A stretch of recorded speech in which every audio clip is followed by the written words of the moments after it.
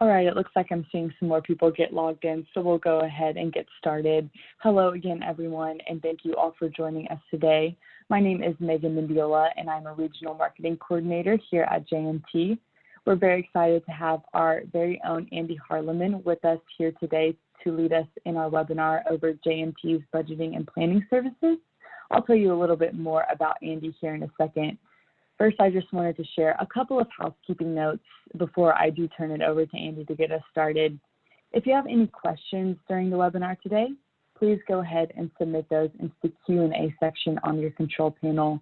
We're going to go ahead and try to save all of those until the end of the presentation, but please don't hesitate to go ahead and submit those as you think of them. Also, just a reminder that we will send you both the slides and recording of today's webinar within 24 hours after it has concluded. And now I'll go ahead and introduce Andy Harleman to you all. Andy is the Director of Sales here at JMT.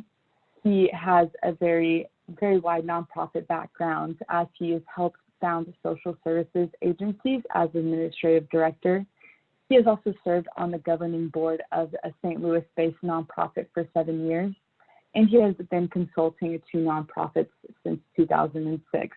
We're very excited that he's here today to lead you in the webinar. So Andy, I will go ahead and turn it over to you to introduce yourself even more and get us started.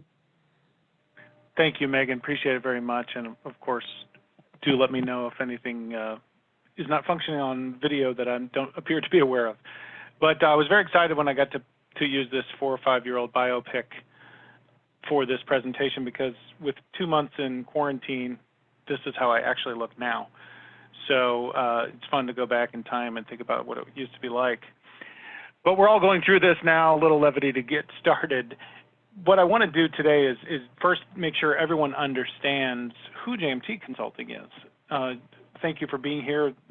People come to these webcasts for a lot of different ways, whether it be social media or an email that you may have received from us, or maybe you already know us. Maybe you're already one of our clients. But for everyone's benefit, I want to make sure you understand JMT was founded. We are in our 30th year, so it will be 30 years next January that we were founded by a person who was herself a nonprofit finance professional at multiple nonprofits in the New York area. Jacqueline M. Tizo, hence the name.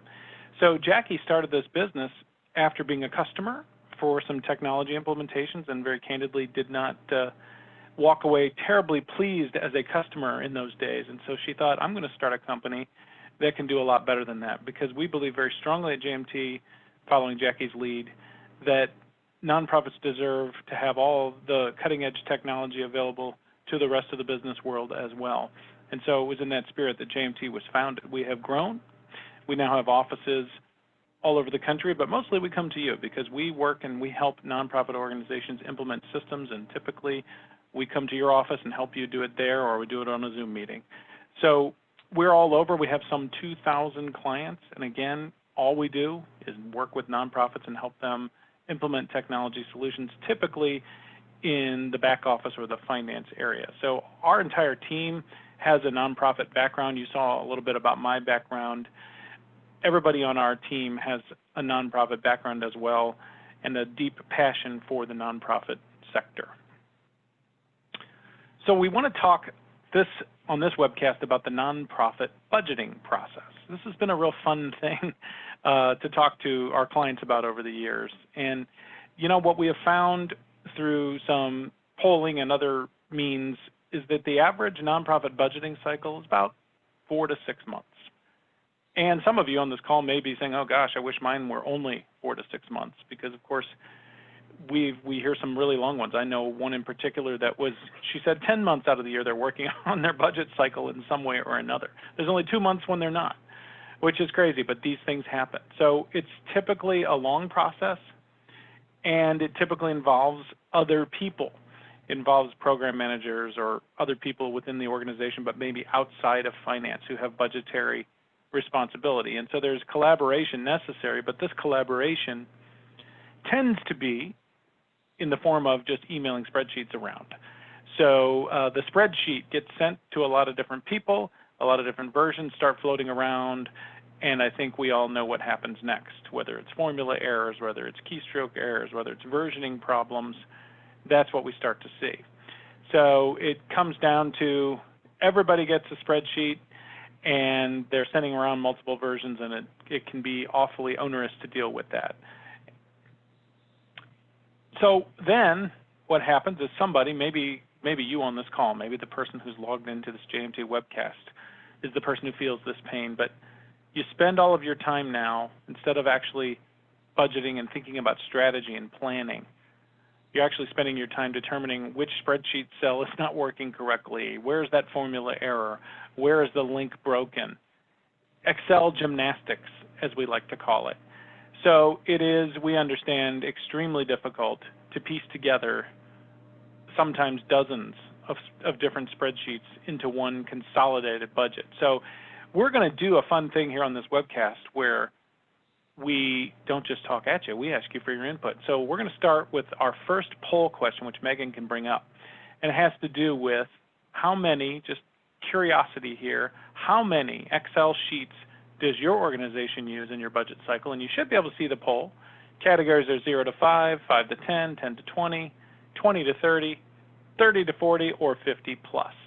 So it'd be great if everyone could answer those questions. I see that the votes are coming in, and we'll give it a moment just for fun, just to see where we end up. I wish I was a really skilled broadcaster, like somebody who calls a horse race. I could say something like, oh, 10 to 20 is in the lead, 0 to 5 is way behind. So at this juncture, it looks like the big winner is 10 to 20, if you want to call that winning. And in fact, it looks like that is the poll has ended. So yes, 10 to 20. I will say we did a poll similar about a month ago where it was 20 to 30. So maybe the world is getting better, but still 10 different sheets being managed. And we, just to the point I was just making, we understand that can get very onerous to deal with. And again, not every nonprofit is in this situation, but we have found probably 90% of the organizations we talk to are doing an Excel-based process with that kind of, with those numbers of sheets coming through. So let me move on to the next one. So now on top of all that, we have this new wrinkle in the plans, which we're all dealing with, which is COVID, coronavirus. You know, you might have had a nice plan set, and all of a sudden March came around and things went crazy, and we're all still dealing with it. And from a business perspective, it isn't just dealing with the personal things like working from home or worried about going out in public or any of that, but things like actually changing the assumptions behind your plan. I talked to one of our clients about a month ago who was telling me that they actually got some emergency federal funding, which was great. But what that meant was that the existing funding they had that was actually going to pay for payroll up through June 30th had to be spent by June 30th, or it would go away. Well, they got a new pot of money to pay for essentially the same thing, so he had to redo all of his plans and figure out how he could move things forward, call grantors on the phone, and find out if they could extend the previous term or the time frame or whatever it might be. So those kinds of real business issues have arisen in addition to all the other things that we're all painfully aware of as a result of what's gone on with the coronavirus. So this new wrinkle certainly doesn't make things any easier, and now all of you are probably up to about Plan C at a minimum by now, because we've been doing this now for 2.5 months with the coronavirus thing. And so there's constantly new sets of assumptions changing, and what that means when you've got 10 to 20 or 20 to 30 spreadsheets floating around is that's a lot of manual work, and there's a lot of risk for error, and it can be very difficult. Anyone here who's in charge of managing those spreadsheets is probably nodding, saying, yes, I live that every day.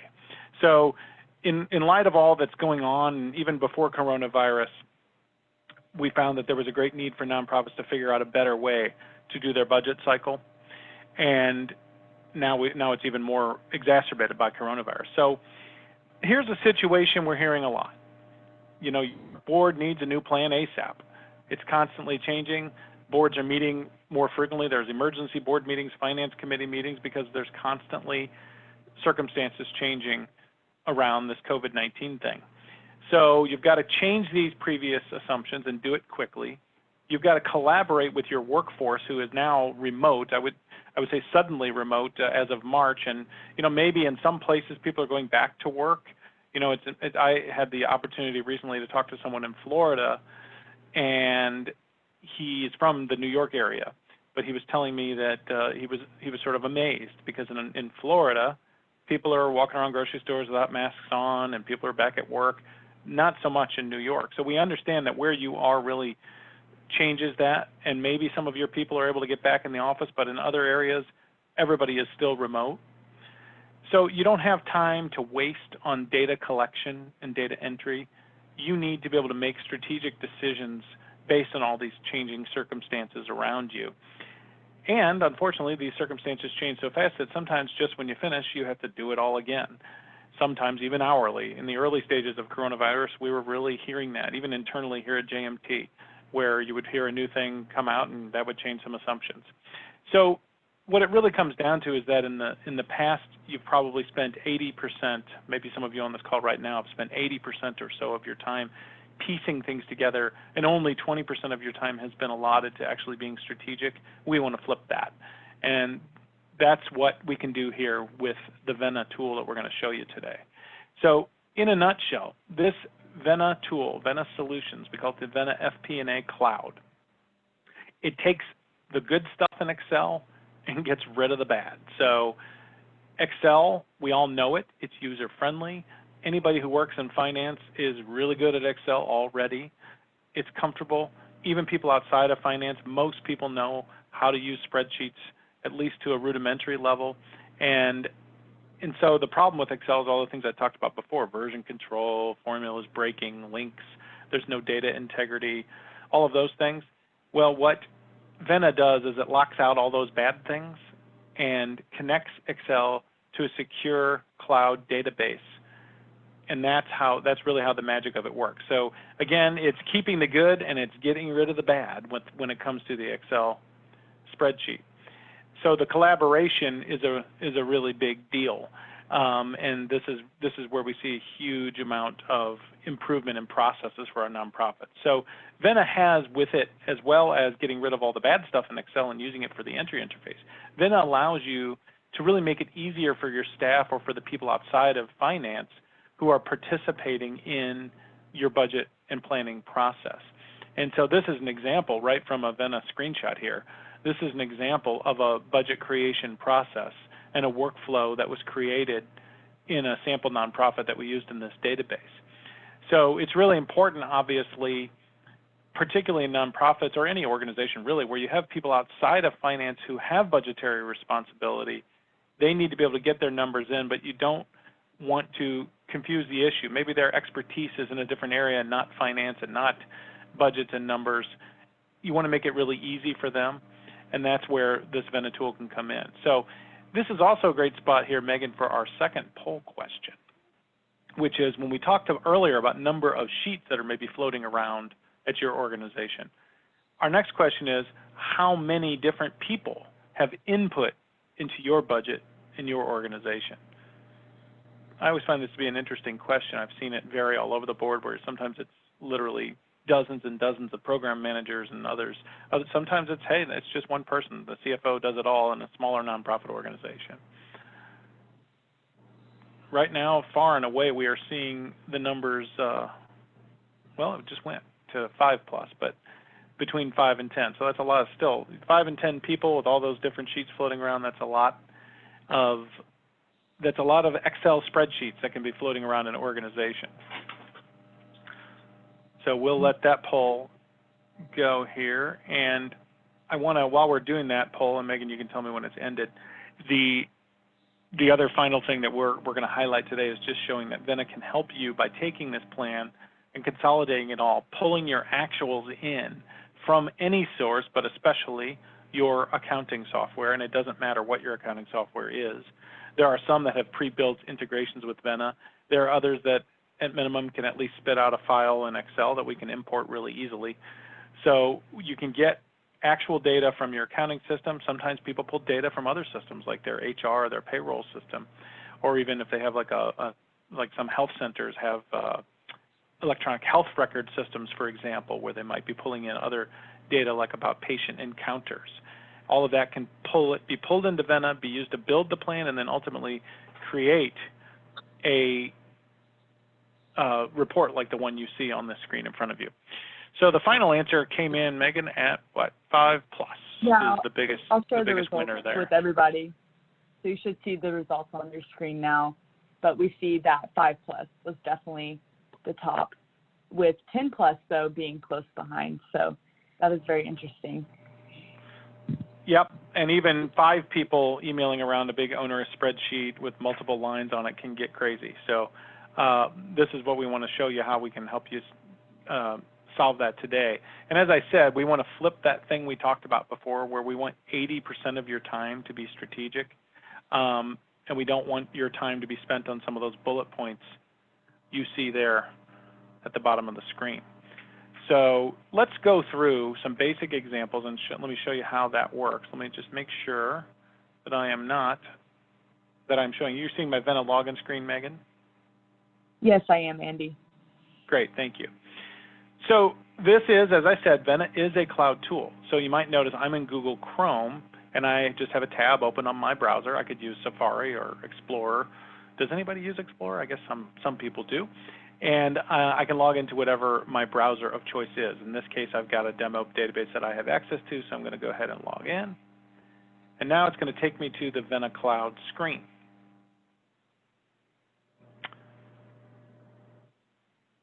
So this is a sample database that we've created for the purposes of just showing some demo. I'm logged in as a manager and a contributor, but I really want to go right now to the contributor side for a moment to show you. So again, imagine that you're just building out a budget, and I'm going to go through a very simple example today where we're going to look first at a budget report with a forecast report, and then we're going to go back in time and show you how we can change the input template that will then update the information in that report. So I've got this financial report here, and if I click it, it's going to open a library for me, and then I want to go down to this expense variance report. It's the one I'm choosing for today. Now you might notice what it's doing is it just opened and downloaded an Excel file. So to be clear about how Excel works here, it is just really the front end of Vena. The back end is a secure cloud database like any other cloud solution. And so just as you might go to, I don't know, Amazon.com, the front end is just a browser page that you enter your, order into. When you hit send, and when that information is magically and very quickly sent to the Amazon database from your web browser, that's where the data resides, in that database. So the browser itself is really just an entry tool, and that's the same here. Vena uses the browser for some functions, but for the entry tools and for some of the reports, they're simply using Excel, but on the back end, it's tied to a secure database. So I'm going to pull up this report now. It's opening for me.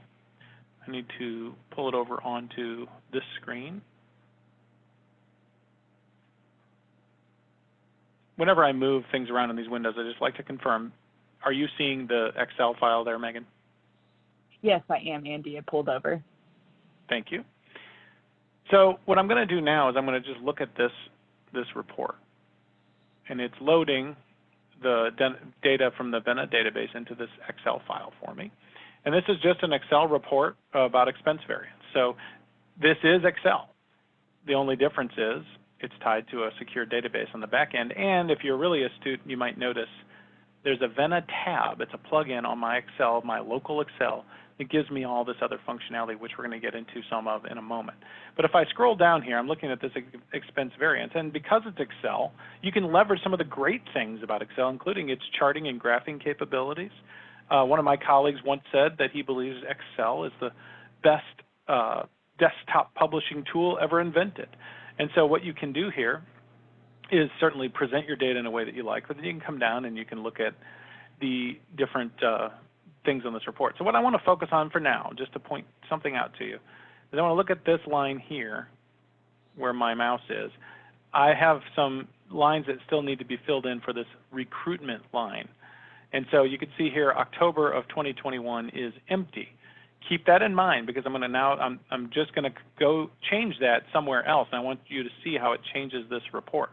So I can just close out of this report now. And now I'm going to go back and actually do an entry. So imagine that you're sitting in the finance department and you're sending out this entry template to your 10 or 15 different program managers, and they all have to enter their own expenses for their own little piece of the data.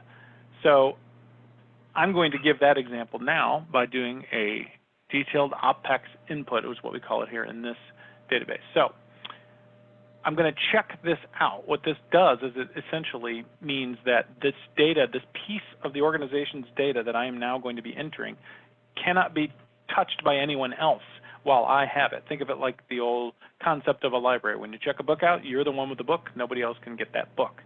So while I've got it checked out, for data integrity reasons, we do not want anyone else touching it too. So I'm going to be the one to pull it. So I'm going to check it out now. Again, you see it's just downloading in Excel. I'm going to open it. Takes just a quick moment here. I'm going to move it over onto the screen,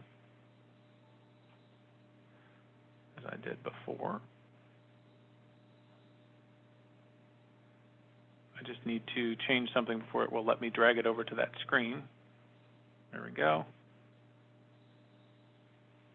It's still loading something here.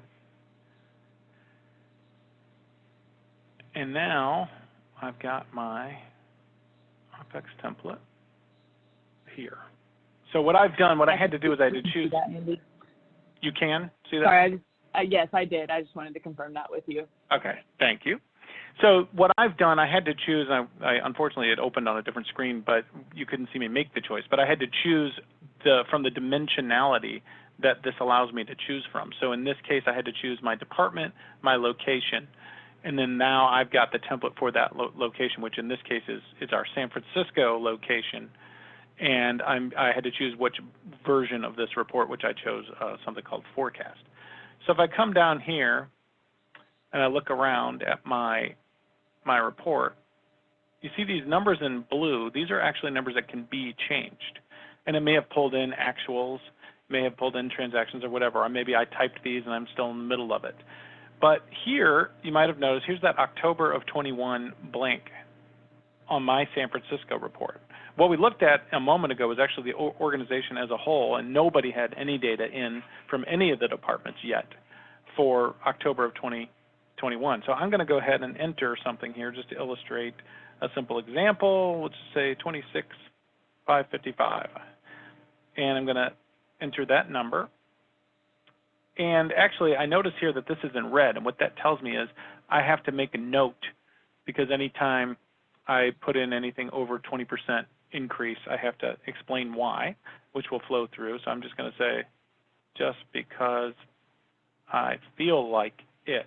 I'm sure that would go over well with all of you if your program managers entered a note like that. But now I can simply save this data from this template. It's saving it now to the Vena database, and it's telling me about the comment that I needed to make. And it's committing the changes to an audit trail, which I'll show you in a moment. There's a full audit trail with Vena. And then what we'll do is we'll just close out of this.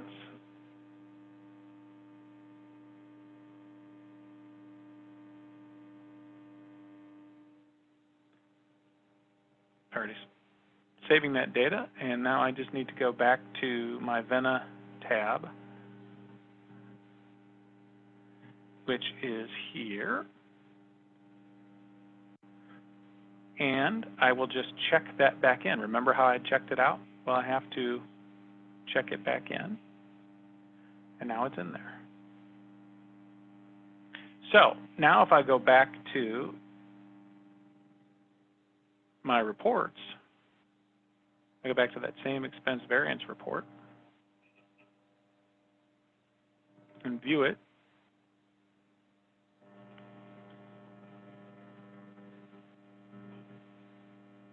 Drag it over here.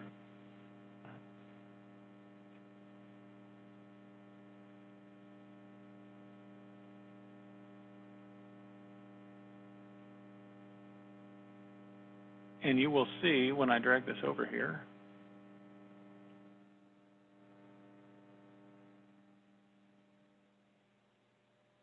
there's that number, 26,555.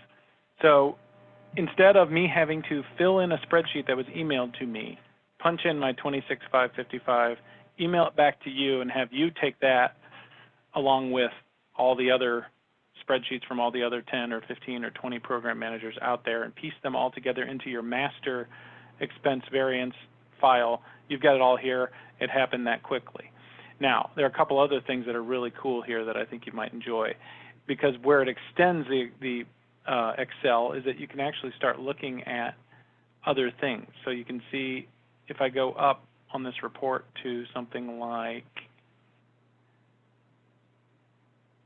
I was going to look for a different one, like consulting fees here. I happen to know there's something in this box here, but I can actually look at some of my details. So if I hit this thing here, I can look at the actual transactions within this, because as I said, we pull things from your ERP. These are actual transactions that came in from your accounting system that opens a new tab to show it here. Over here on variance, you see I'm back on that report. So that easily I can log in and I can see all the detailed transactions that actually made up that number in the report. I can look at things like, if I go back down to my recruitment expense, where was that? If I go back over here, I can look at things like the audit trail.